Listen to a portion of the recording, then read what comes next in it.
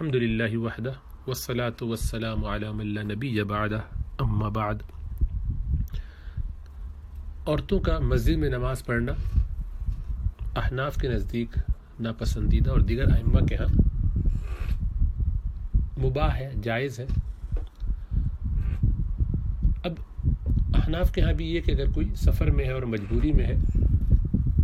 راستے میں ہے اور اس کو مسجد میں نماز پڑھنے کا موقع مل جاتا ہے تو وہ وہاں نماز پڑھے، تو اس کی نماز درست ہوگی، ویسے بھی درست ہوگی، اور اس میں وہ کراہت بھی نہیں رہے گی کہ مجبوری ہے۔ اور اگر وہ وقت جس وقت کے مرد پڑھتے ہیں اس کے علاوہ ہو تو اور مناسب ہے۔ بہرحال یہ تو تفصیل اس صورت میں ہے جہاں عورتیں مسجد میں آئیں یا نہ آئیں اس پہ فیصلہ کرنا ہے، لیکن جہاں یہ طے ہو چکا، دیگر ائمہ کے متبعین ہیں، ان کی رائے پہ عمل کرنے والے ہیں، یا وہ لوگ کہ جو اپنے حساب سے جو درست سمجھتے ہیں اس پر عمل کرتے ہیں، تو ان کے ہاں پھر یہ ہے کہ وہ مسجد میں عورتوں کے لیے جگہ رکھتے ہیں۔ مغربی ممالک میں اس کا اہتمام زیادہ کیا جاتا ہے کیونکہ یہ ایک اس میں سیاسی طور پر بھی اس کی ضرورت رہتی ہے کہ دیگر مذاہب والے اس سے کیا سمجھتے ہیں، عام لوگ کیا سمجھتے ہیں، تو کبھی دعویٰ کے لیے بھی اس کی ضرورت پڑتی ہے، تو لوگ اس میں گنجائشیں نکالتے ہیں۔ وہ اپنی جگہ، وہ الگ موضوع، اس پر ابھی گفتگو کرنا، اس کے دلائل دونوں طرف کیا کیا ہیں اور حکمتیں کیا ہیں، وہ موضوع نہیں ہے۔ موضوع تو یہ ہے کہ اگر مرد اور عورت نماز پڑھ رہے ہوں مسجد میں تو ان کے درمیان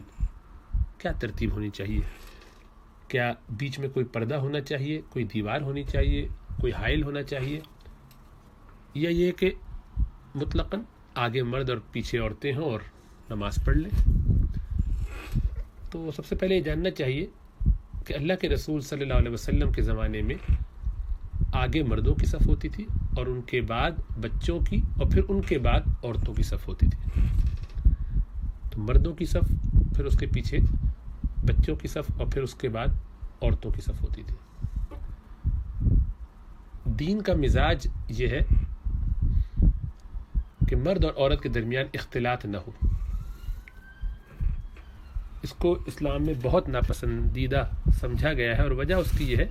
کہ اس سے بہت سارے فتنے جنم لیتے ہیں۔ اللہ سبحانہ وتعالیٰ نے مردوں میں خاص طور سے کشش رکھی ہے، زُیِّنَ لِلنَّاسِ حُبُّ الشَّهَوَاتِ، اللہ قرآن میں فرماتے ہیں۔ تو یہ چیز، اور شیطان چونکہ انسان کو تباہ کرنے کے چکر میں لگا ہوا ہے، اس کی ازلی جو دشمنی ہے انسان سے، اس میں وہ وساوس ڈالتا رہتا ہے۔ تو اس لیے دین کا مزاج یہ ہے کہ مرد اور عورت کے درمیان جو محرم نہ ہو ان میں باقاعدہ پردہ ہو، یہاں تک کہ آواز کے لیے بھی یہی پسندیدہ ہے کہ اس کی سطر کی جائے، اس کو محفوظ رکھا جائے، مردوں کو نہ سنایا جائے۔ چنانچہ نماز کے اندر بھی اگر امام نے کوئی غلطی کی ہو تو مرد حضرات تو سبحان اللہ کہہ کے تنبیہ کرتے ہیں، عورتیں اپنی کلائی پر، ہاتھ کی پشت پر یا پاؤں پر ایسے پیٹ کر، تالی بجا کر، آواز کر کے ان کو متوجہ کرتے۔ کوئی وہاں بھی نماز کے پردے کا اہتمام کیا جاتا ہے، نماز میں آواز کے پردے کا اہتمام۔ بہرحال تو مزاج دین کا یہ ہے کہ مرد اور عورت اختلاط نہ کریں۔ ظاہری بات ہے کہ یہ اختلاط جہاں جہاں ہوگا وہاں اس کے مسائل ہوں گے، چنانچہ اللہ کے گھر میں اس کا اور زیادہ اہتمام ہونا چاہیے۔ دینی مزاج تو یہی ہے، لیکن جیسا عرض کیا کہ اللہ کے رسول صلی اللہ علیہ وسلم کے زمانے میں کوئی حائل تھا نہیں، تو آج کے زمانے میں کیوں؟ اس کی کیا دلیل ہے اور کیا اس کی؟ تو جیسا عرض کیا کہ پہلے تو یہی ہے کہ دین کا مزاج یہ ہے، مقصود یہی ہے، دین کا ذوق یہی ہے، اس کو سمجھنا چاہیے۔ بہرحال اللہ کے رسول صلی اللہ علیہ وسلم کی بعض احادیث سے لیکن اس طرف اشارہ بھی ملتا ہے۔ مثلا آپ صلی اللہ علیہ وسلم کی حدیث جو مسلم شریف میں آئی ہے کہ خیر الصفوف الرجال اولها وشرها آخرها وخیر صفوف النساء آخرها وشرها اولها۔ اب یہ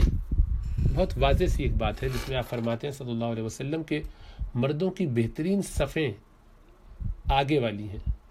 اور ان کی سب سے بدترین صفیں پیچھے والی ہیں، اور عورتوں کی سب سے بہترین صفیں پیچھے والی ہیں اور سب سے بدترین صفیں آگے والی ہیں۔ تو اب آپ اندازہ لگا لیجئے کہ مردوں کو آگے بڑھنے کو اور عورتوں کو پیچھے رہنے کو کیوں کہا جا رہا ہے۔ امام نووی رحمۃ اللہ علیہ فرماتے ہیں کہ یہ اس لیے تاکہ ان کے درمیان فاصلہ رہے، دیکھے نہیں، نظر نہ ہو، دور سے بھی نظر نہ پڑے، اختلاط کی کوئی صورت ہی نہ پیدا ہو،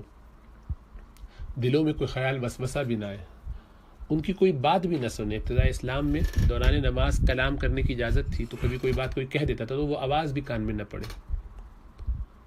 یا نماز کے بعد کوئی بات کر رہے تو وہ بات کان میں نہ پڑے عورتوں کے۔ اسی طرح عبداللہ ابن عمر رضی اللہ تعالیٰ عنہما فرماتے ہیں کہ رسول اللہ صلی اللہ علیہ وسلم نے فرمایا اپنی خواہش کا اظہار کرتے ہوئے کہ لو ترکنا ھذا الباب للنساء، کہ ایک دروازے کی طرف مسجد نبوی کے جس کا نام باب النساء ہے، آج بھی وہ موجود ہے، تو آپ صلی اللہ علیہ وسلم نے فرمایا کہ اچھا ہو کہ ہم اس کو عورتوں کے لیے چھوڑ دیں، کہ اس دروازے سے عورتیں آیا کریں۔ تو کیا وجہ ہے؟ عورتیں اس سے آئیں گی تو ان کو پردے میں مسئلہ نہیں ہوگا، وہ اطمینان سے ایک طرف سے آئیں گی، اختلاط نہیں ہوگا، مرد الگ سے آ رہے ہیں، عورتیں دوسرے راستے سے آ رہے ہیں۔ اب یہ اس مسجد میں کہ جو بہت ابتدائی حالت میں ہے، بالکل نیا طریقہ ہے اور اس بالکل سادہ مسجد ہے۔ تو یہ حدیث بیان کرنے کے بعد عبداللہ ابن عمر رضی اللہ تعالیٰ عنہما کا عمل کیا تھا؟ ان کے شاگرد نافع رضی اللہ تعالیٰ عنہ فرماتے ہیں کہ فلم يدخل منه ابن عمر حتى مات،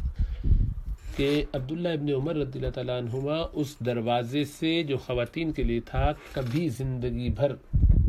داخل نہیں ہوئے۔ امام ابو داؤد یہ حدیث لے کر آئے اور صحیح ہے حدیث۔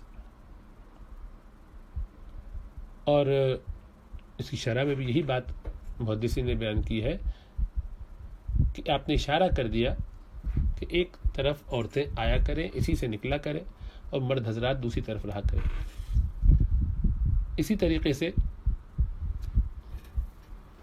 اللہ کے رسول صلی اللہ علیہ وسلم نے مسجد میں عورتوں کو آنے کی اجازت جو دی، اس کے باوجود ان کے لیے فضیلت یہ رکھی کہ وہ گھر میں پڑھیں، اور اس کی وجہ بھی یہی ہے کہ اس میں پردہ زیادہ ہے۔ ام سلمہ رضی اللہ تعالیٰ عنہ فرماتی ہیں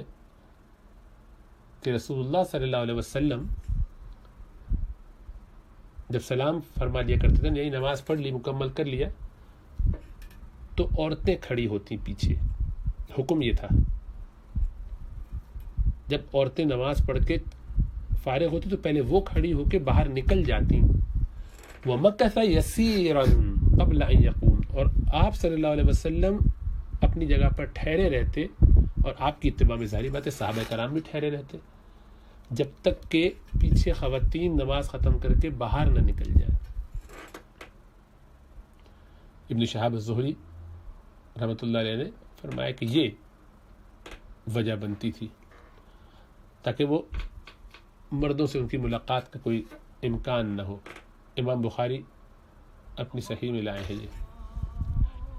ابن شہاب زہری کا بھی قول لائے ہیں۔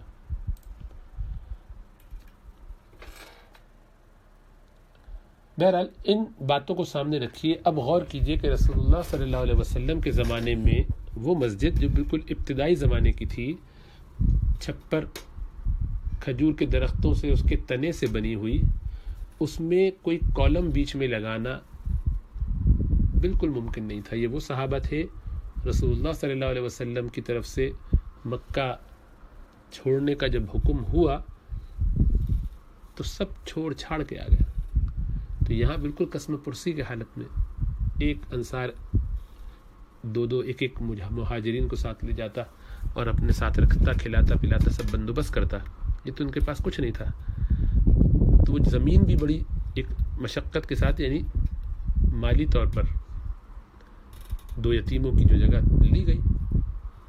اور اس کے پیسے بعد میں ادا کیے گئے۔ اسی طریقے سے وہ مسجد سادہ تھی، اس میں یہی ممکن ہوا۔ پھر بیچ میں بچوں کی صف کا فائدہ یہ ہوا کہ عورتیں پیچھے ہی ہوتی تھیں، اور جیسا عرض کیا کہ پہلے وہ اٹھ کے چلی جاتی اور مرد حضرات بیٹھے رہتے اور پھر اس کے بعد جاتے، تو وہ پریکٹیکلی ایک بیریئر ہوتا تھا۔ اب وہ ظاہری بات ہے معاشی طور پر بھی مسئلہ نہیں ہے، اب اس میں سے کوئی ایسی حکمت نہیں ہے جس کی وجہ سے ضرورت پڑے۔ وہاں یہ بھی کہہ سکتے ہیں کہ اس موقع پر شریعت کے بہت سارے احکامات رسول اللہ صلی اللہ علیہ وسلم کے ذاتی عمل سے بھی سیکھے جاتے تھے، کہ آپ نے فلاں کام، مثلا آپ ممبر پہ جب آپ پہلا قدم رکھ رہے ہیں، اوپر کی طرف جا رہے ہیں تو اللہ اکبر کہہ رہے ہیں، یا فلاں آپ نے ایک عمل کیا، آمین کہا ہر سیڑھی پر چڑھتے ہوئے، یا آپ نے خاص انداز سے لوگوں کو متوجہ کیا، دعا کے لیے ہاتھ اٹھائے تو اتنے اٹھائے کہ بغل کی سفیدی نظر آنے لگے۔ اب یہ ایسی بہت ساری چیزیں ہیں کہ جن اعمال کو، خود نماز کی کچھ حرکات کو دیکھنا، آپ صلی اللہ علیہ وسلم کا وہ عمل دیکھ کر سیکھنا، یہ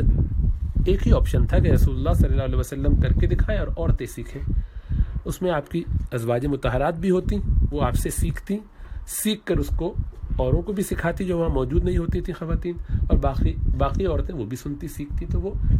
چونکہ رسول اللہ صلی اللہ علیہ وسلم کی جو مرکزیت ہے، آپ کی جو اہمیت اور حیثیت ہے، اس کے لیے بھی ضرورت تھی کہ بیچ میں ایسا بیریئر نہ ہو کہ جو دیکھنے میں حائل ہو، لیکن ایسا بیریئر ہو کہ جو کسی قسم کے فتنے کو روکنے والا ہو، تو اتنا دور ہو کہ جس میں اب رسول اللہ صلی اللہ علیہ وسلم کے ساتھ سب کا تعلق تو محض ادب، لحاظ، محبت والا تھا، تو وہاں تو یہ مسئلہ فتنہ وغیرہ ہونے کا زیادہ اندیشہ ہی نہیں تھا، لیکن صحابہ کے درمیان ہو سکتا تھا، صحابیات ہیں، بچے ہیں، بڑے ہیں، تو اس کی روک تھام اس طریقے سے کی گئی کہ صفوں میں اول کون سی، افضل کون سی، آگے کون سی، پیچھے کون سی، تو اس سے خود بخود یہ سمجھ میں آ گیا۔ اس لیے دین کا مزاج سمجھنا چاہیے۔ مسجدوں میں